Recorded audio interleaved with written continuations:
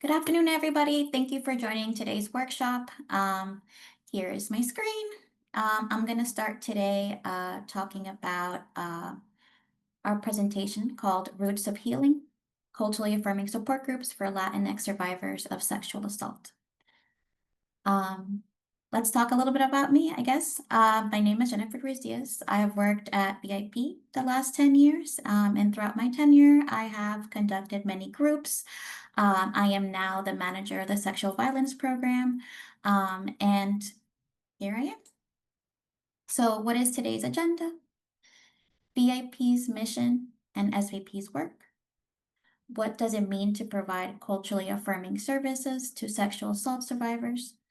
Why is it important to provide culturally affirming services to survivors of sexual assault? Best practices for support groups. And at the end or in the chat, you can put your questions and comments so we can try to translate and get to you as soon as possible. So I'd like to start with who is VIP.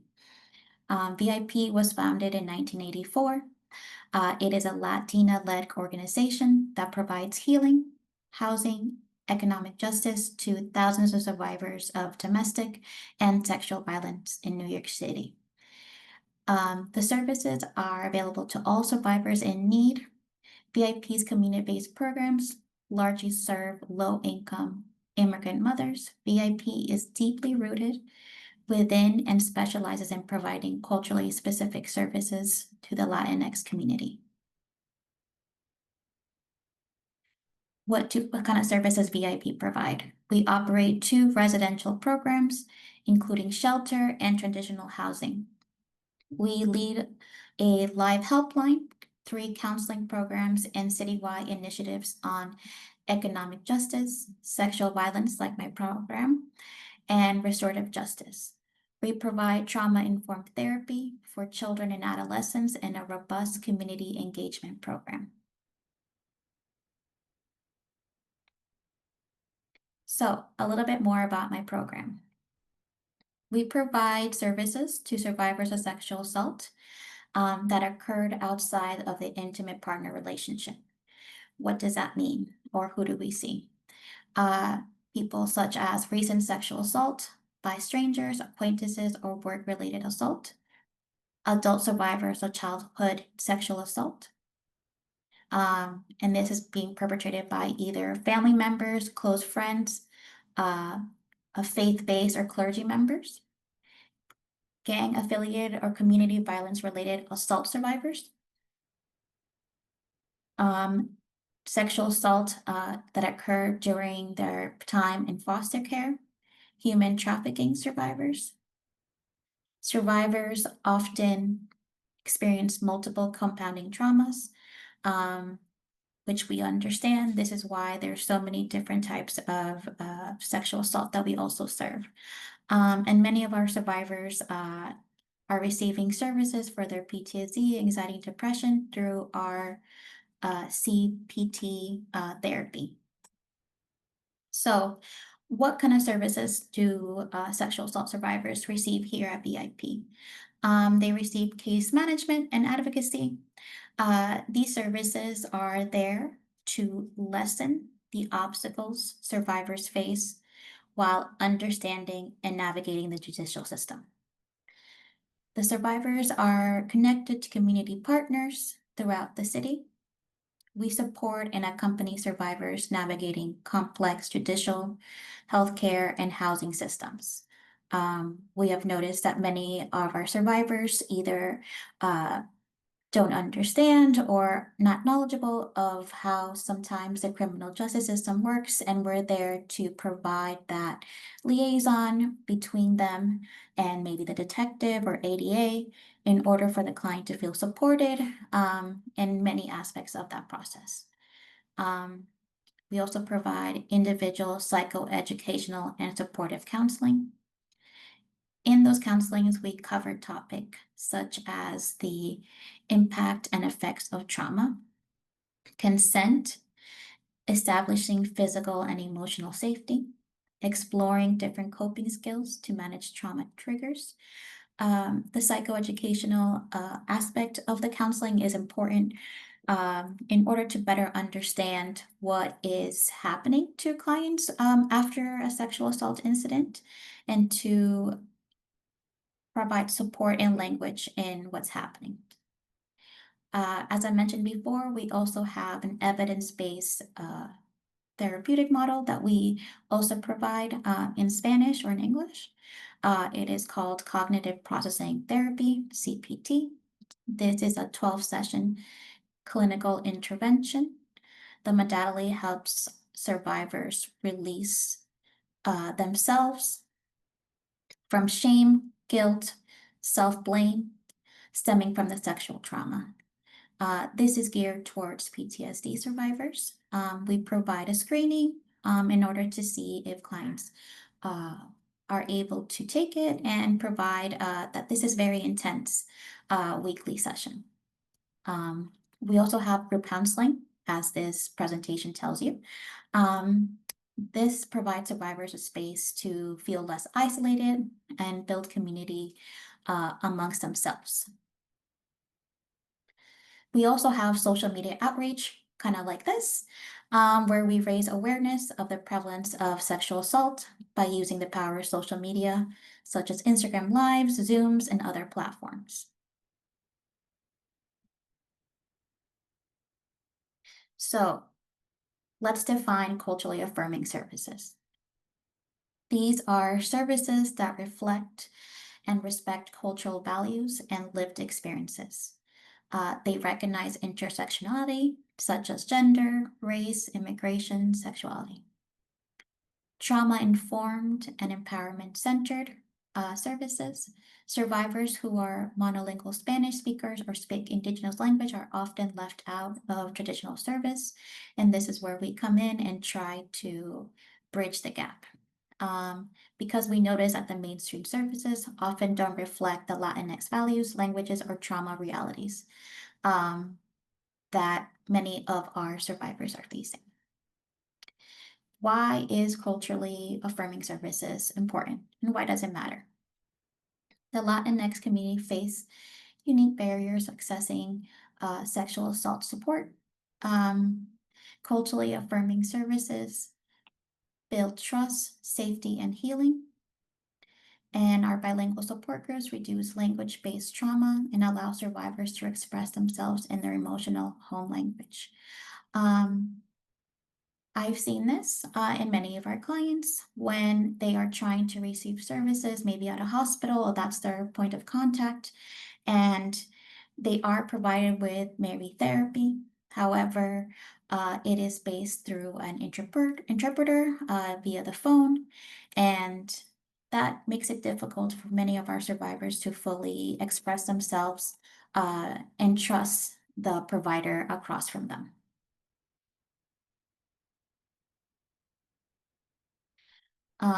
It is also important that we validate the shared experience that many of our survivors go through. Many Latinx survivors experience cultural stigma around sexual violence, especially regarding shame, honor, or family reputation. Hearing you're not alone from their peers can be deeply affirming and help combat internalized blame and guilt. Culturally grounded groups honor identity, language, and cultural practices, especially for building trust and safety. It addresses systemic trauma. Many survivors also face racism, anti-immigrant biases, poverty, or fear of deportation. Culturally affirming services can validate and contextualize these intersecting traumas, offering not just healing, but solidarity and advocacy. So now is about the barriers of accessing support. Many survivors are met with challenges in receiving services because there's a lack of providers that speak their language, which makes it difficult for them to properly express their needs, their feelings, emotions to the providers.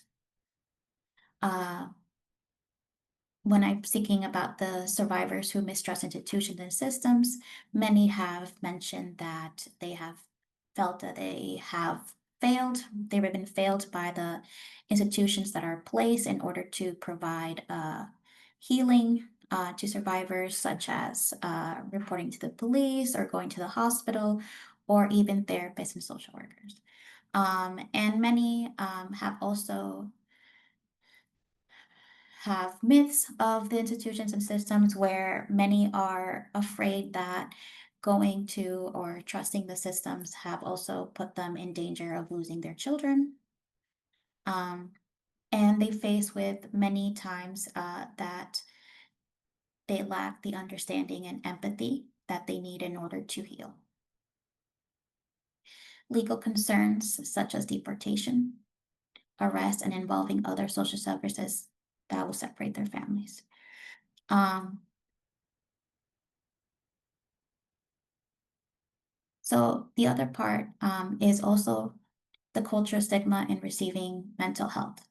And many of their family members, people around them telling them that they should be over this, or why or haven't they gotten over this yet.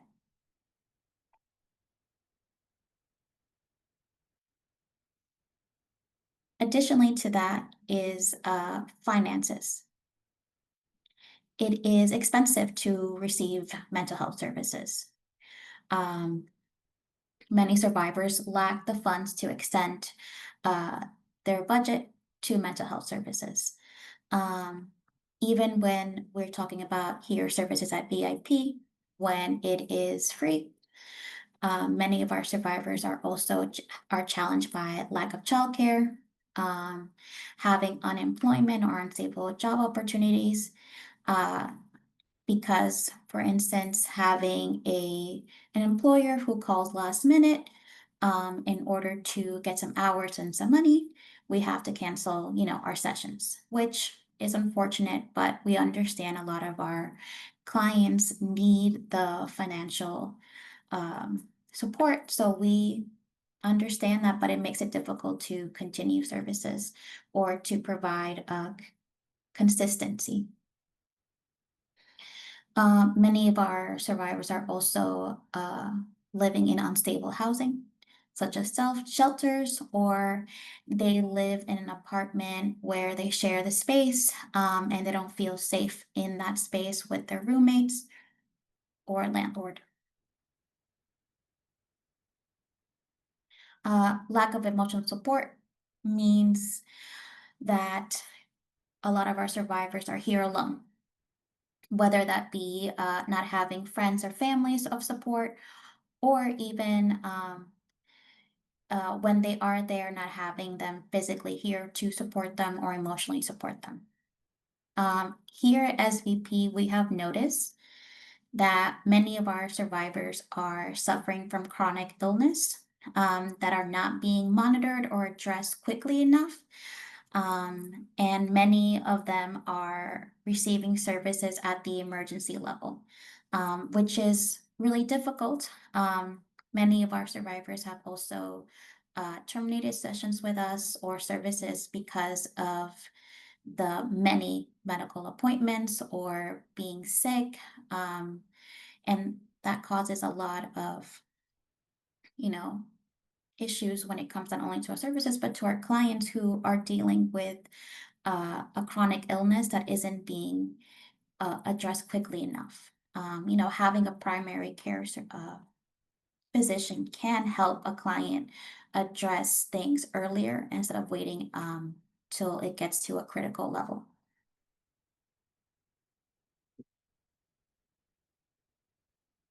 The legal issues that we're also discussing here is, such as immigration or being involved with the criminal justice system. So countering silence and stigma. Many Latinx families, sexual violence is a taboo subject. Support groups offer a counter narrative to silence and shame, showing survivors that speaking out is powerful and not dishonorable. Um, which is what many of our clients are saying when they are able to interact and join some of our support groups.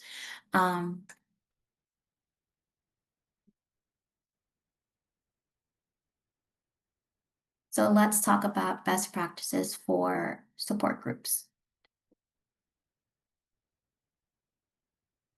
We start by calling them agreements instead of rules. So that helps us establish more inclusive language, such as that enables a lot of our clients to collaborate in creating a safe space and an inclusive environment for our survivors, and allows them to create and also approach the setting in a way that they are also in charge, not just the facilitators.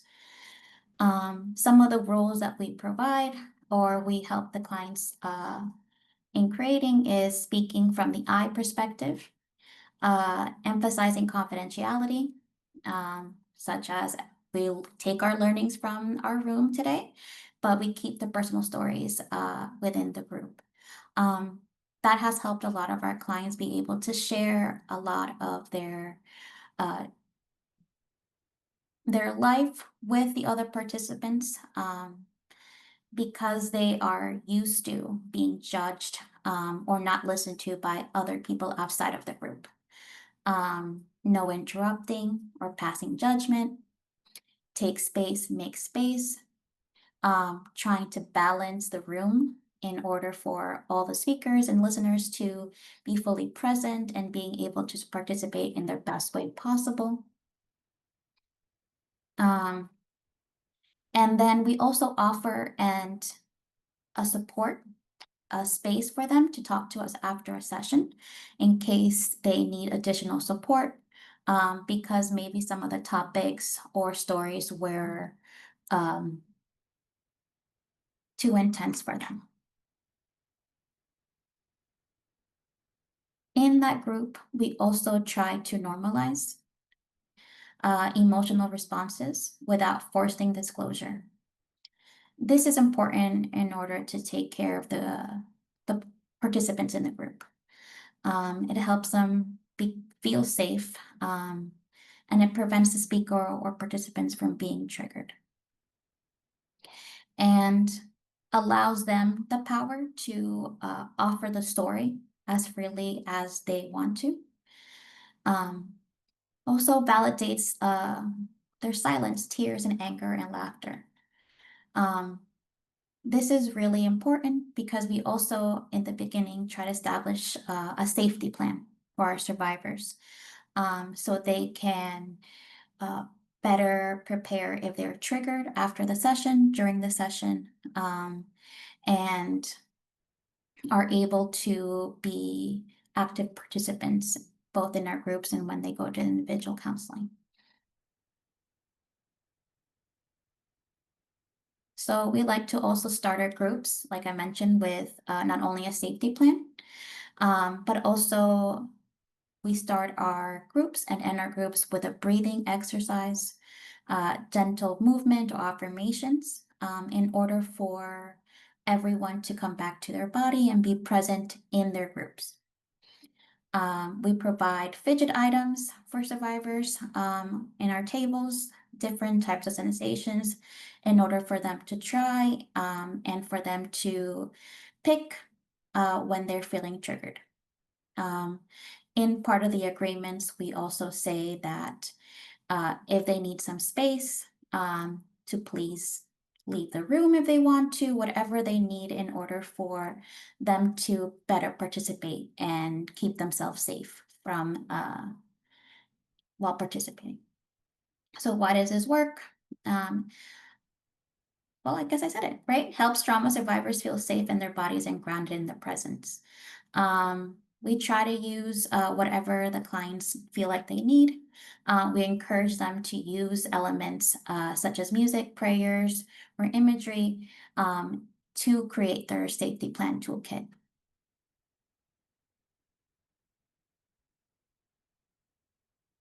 And it also is a great teaching moment, so that they can start also taking this home whenever they are feeling anxious. So, what are some of the topics that we have explored here, or some of the prompts, right? So one of the things important in the Latinx community is storytelling, right? And storytelling provides an emotional way to process. We have used these different prompts to start a conversation, to involve all participants in the healing process. These prompts help normalize the uncertainty that the sexual assault created and how the healing process surfaced new questions. Um, this is where the group element really helps our clients feel that they're not alone, and understand that, we don't have the answers to a lot of these questions, and that they have either support from their therapist or from the group, right? So some of the questions we have asked the group, is, how has your cultural background shaped your idea of healing? What are some cultural or family messages you've received about speaking up or staying silent? That's really an important question we ask, because of, for example, the adult survivors of childhood sexual assault. Many either have remained silent, and not being able to disclose what happened in their childhood, or when they have spoken about it, they have been dismissed. And bringing that to the group helps the group members feel seen, by other participants, and also see that how that message of silence, is spread through not only through the Latinx community, but through many families, and many families within the support members. Uh, what traditions or practices that bring you comfort and strength? Trying to make sure that our participants also remember that they have a lot of resilience and that they have knowledge of the best way that to heal themselves. What does strength look like for you today? What does healthy boundary look like for you? How do you know when you need to say no? How do you know kindness? How do you show kindness to yourself?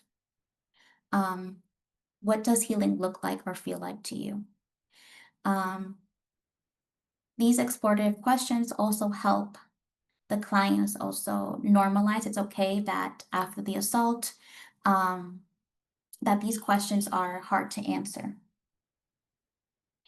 And then also provides a chance for kindness to ourselves, and trying to figure this out. Um, and sometimes even figure it out together, because um, many of us, it's difficult to create a boundary, or we've never learned that. And realizing that not only do you not know, but we've never been taught, and no one really knows in the room, and we're trying to figure that out for ourselves, um, helps lessen the stigma of that occurring in ourselves, right? So we have had groups such like Sexualidad y Tú and Nuestros Cuerpos, which is our bodies, that help a lot of our clients talk about sex, our bodies, body autonomy, cultural messages that they have learned about either sex, sexual assault, and lessen the stigma and the taboo topics that is around us. And we've seen how clients have felt more open to exploring and expressing themselves and asking questions that, they have no one to ask us. When it comes to consent or healthy boundaries, some clients ask in these groups, um, what if my partner doesn't want to use a condom? Um, they say these different myths about using it. So we try to ask the group, what can we do to solve that? What does it feel like? We, ask questions in order for clients to feel comfortable when they're faced with those real life scenarios. In those groups, esta solita tú, nuestros cuerpos, we do talk about safety, self-care, discussing shame, guilt, the self-blame. And we try in these groups as well to reclaim an identity after trauma. And to speak on consent and how we can present consent in different ways throughout our lives and different relationships that we have. En Explorando Sanación or Sanando Juntas, we have groups where we are trying to understand the trauma and in the brain and learn coping skills. And in those coping skills, we also have some art meshed in there. We try to answer these questions indirectly. Just like the previous slide, a lot of those questions are in these groups, so they can explore freely amongst themselves. Many of these groups are either in person or online. Online has been something that we started in 2020, as everyone else did, and we've been learning since then. Building a sense of collective strength. Focus not on just trauma, but on resilience, survivor, and joy. It creates a shared affirmation of rituals, like closing circles where each person shares a word of strength. Culturally affirming groups don't just help survivors cope, they build confidence, advocacy skills, and intergenerational healing. Many of these support groups, there's a bunch of different ages, from 19 to 72. And in that space, the facilitators are not the only people and are not valued as the only people who have knowledge, but each of our clients are asking each other, what is the best way to talk about sex or about periods or about anything to my child? Or this happened to me and I don't know what to do now. In those intergenerational circles, you get different perspectives from everybody. And we're able to see knowledge being transferred between clients. So this is one of the groups that we have where there was art. This group was called Sanando Juntas, which is healing together. In this group, it was a once a month group where the first month we discuss a topic, let's say trauma in the brain, and how that affects us. And then the following month we come in person and follow up the conversation and do some art-based healing. So as you can see, way back in the background, there's some food. Clients are sitting together. They're trying to, I don't remember the prompt of the picture, but this was a fun group. As you can see, there's a bunch of diversity in ages, countries, languages, and everything, and the stage of healing. We've also held a group called Claiming Our Voices or Reclamando Nuestras Voces, where it was a multi-series with our community programs in the Bronx, Queens, and Manhattan, where it was in person and we talked about the trauma, and we also talked about it through different media forms, such as art. As you can see, one of these artwork is from our client on the top left, and in poetry and in some acting and movement as well. This is another picture that a client drew for Reclamando Nuestras Voces. And here is Sanando Juntas, right? Our flyer. A lot of these groups, try to incorporate journaling, collages, drawing, poetry, sharing our music. Um, these support the nonverbal processing and cultural expression that our clients are craving as well. Because sometimes it's hard to express what happened or what is happening verbally. But if we're able to sit down with a canvas, we're able to talk through it with our colors, with our shapes, and share that with the group. Um, we have tried to do some field days as well on the top left. Us going to the park as part of that prompt was to take pictures and share what feelings came up, trying to, be a photographer, try to enjoy Central Park. And clients, were allowed to sit down as well and relax as well, and go sometimes to a place that they don't normally go, because either the schedule or they don't feel welcomed yet. The second picture, I believe, is them creating those flowers to the right. And those flowers were part of our second session in Sanando Juntas.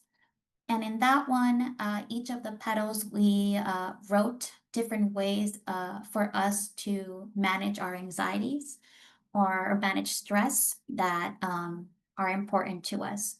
And we also, stressed how the process of this isn't much about perfection, but mostly for us, because sometimes, we get stuck in creating something perfect, and then we're unable to really get the meat of the project, which is to remember and to have something to remind us that we are also capable of healing.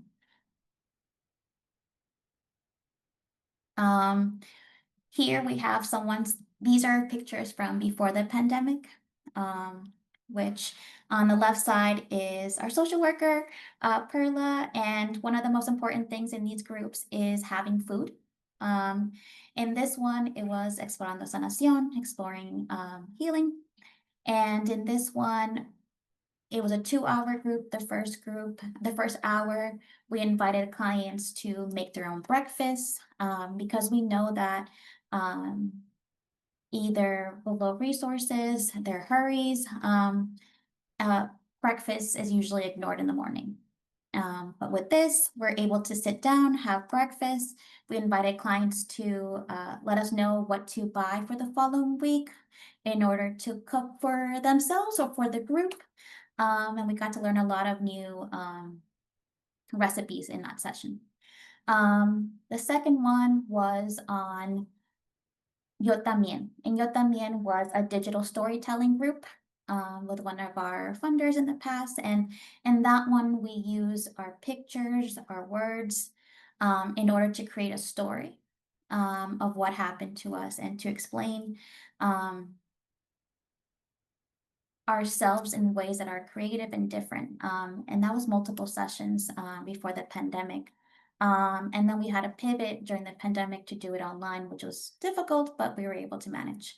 The third picture, that one was also Explorando Sanación, where we kind of use art to paint the pot, right? And give affirmations to the soil and to discuss our healing process through there. I guess our conclusion, culturally affirming care is essential. It's not optional. It requires commitment, education, and community collaboration. Everyone has a role in making services more equitable.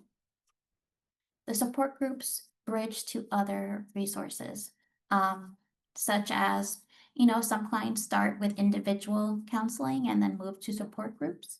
But sometimes when they start with support groups, we get to see them also blossom in their confidence. And we're able to also capture them in, asking them if they're looking for counseling or therapy, or if they need some legal or immigration support.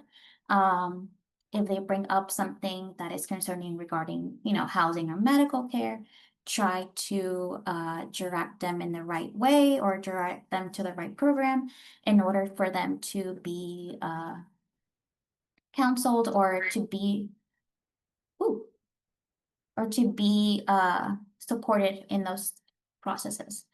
And then we're also being able to provide a safe space for them to uh, ask for help, either from the other members who already have services or to trust each other. We've reached towards the end, which is, does anybody have any questions? Please feel free to put them in the chat or to unmute yourself. Here are some of our resources. And if you'd like to contact me, here I am. Email or phone number. And if you're looking for services as a survivor, please call our hotline, which is, let me give you the number. It's 1-800-664-5880. And we also have a chat feature on our website, vipmujeres.org.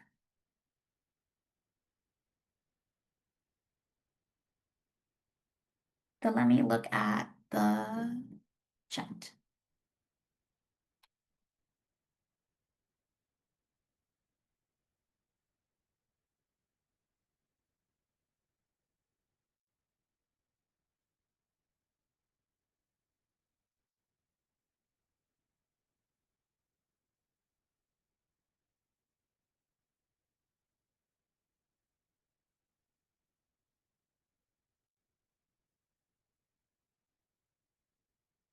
So, I would love to talk more about, our groups. Because we've been doing this I've been doing this for the last 10 years here in different capacities. Sometimes when I first started, it was for domestic violence survivors. And that's where we got to learn that a lot of our survivors not only were experiencing domestic violence, but also were survivors of multiple sexual assaults. So it kind of helped us grow into a support group called Mujer en Sexualidad, where clients felt comfortable and discussing questions about sex or consent, healthy relationships. And when we did that one time, 2015, 2016, we were able to partner and we had the capacity to also partner with Planned Parenthood, where they provide like 4 sessions to parents in order to have healthy conversations with their kids about sex. And the facilitators in that group were surprised about how comfortable a lot of our participants were in their groups and their conversations. We were really proud about that because we were able to really first begin about talking about the taboo about that, and then we provide resources for them to seek out for themselves. So yeah, I don't know if anyone from like Jamila or anything would like to add or anything right now.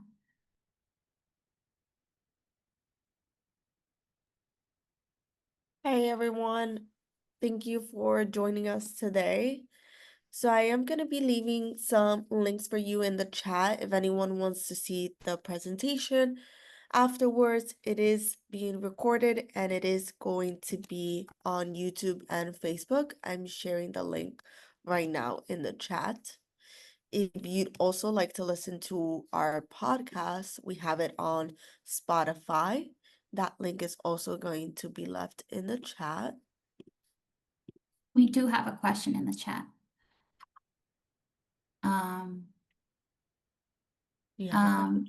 Yeah. So the question for Cruz is, Do these support groups also are for people who have come to, sorry, I'm really bad at translating sometimes. Yes, these groups are for survivors who have been sexually assaulted as they were coming towards the US. And that is part of the sexual assault that we also face with a lot of our clients. And we have acknowledged many of our survivors who that has happened to them as part of the experience of migrating to the US, which is really unfortunate. And many survivors have experienced that on top of other things that they're um, either experienced in the US or back in their home country.